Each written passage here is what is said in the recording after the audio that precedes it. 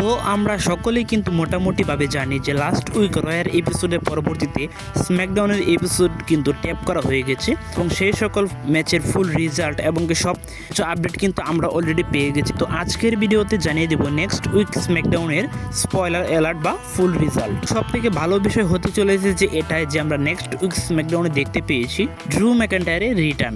তো ড্রু McIntyre return করে কাকে অ্যাটাক করেছে? রেইনডি অর্টনকে। তো আমরা দেখতে পেয়েছি কোডি রোডস এবং রেইনডি অর্টনের মধ্যে একটি প্রোমো সেগমেন্ট। তো সেখানে কিছুক্ষণ পর হঠাৎই আমরা দেখতে পাই কার রিটার্ন হয়? ড্রু ম্যাকইন্টায়ারে। তো ড্রু ম্যাকইন্টায়ার কিন্তু অ্যাটাক করতে সক্ষম হয়ে যায় রেইনডি অর্টনকে এবং তার মধ্য দিয়ে আমরা জানতে পারি যে স্যাটারডে নাইট মেইন ইভেন্টে আমরা দেখতে চলেছি ড্রু ম্যাকইন্টায়ার এবং রেইনডি অর্টনের মধ্যে একটি সিঙ্গেল ম্যাচ। এছাড়া আমরা দেখতে পেয়েছি টিফিন স্টেশন এবং জেড কারগিলের মধ্যে চলছিল একটি প্রোমো সেগমেন্ট।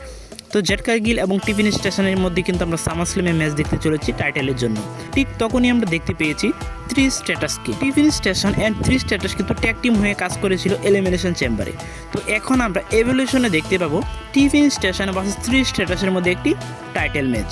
এছাড়া আমরা দেখতে পেয়েছি আন্দ্রাডে অ্যান্ড রে ফিনিক্স ভার্সেস ফ্রেক্সিয়ামের মধ্যে একটি ট্যাগ টিম ম্যাচ।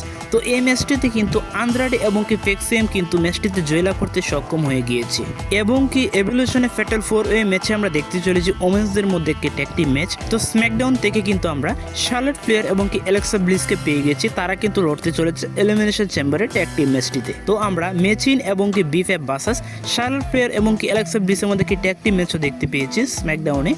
তো এই ম্যাচটিতে শার্লট ফ্লেয়ার এবং অ্যালেক্সা ব্লিস জয়লাভ করার মাধ্যমে তো তারা কিন্তু চলে গেছে এভলিউশনের ট্যাগ টিম চ্যাম্পিয়নশিপের জন্য ম্যাচটিতে। এছাড়া আবারও জানিয়ে দিচ্ছি যে আমরা পরবর্তী স্ম্যাকডাউন থেকে কিন্তু দেখতে পাবো স্ম্যাকডাউন হয়ে যেতে চলেছে 2 ঘন্টার শো। তো আমরা বিগত কিছুদিন যাব 3 ঘন্টা শো দেখতে পেয়েছি।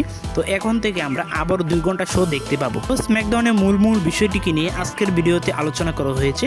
তো আজকের ভিডিও এই পর্যন্তই। ভিডিও ভালো লাগলে অবশ্যই লাইক, কমেন্ট এবং সাবস্ক্রাইব করে পাশে থাকবেন। ধন্যবাদ সবাইকে।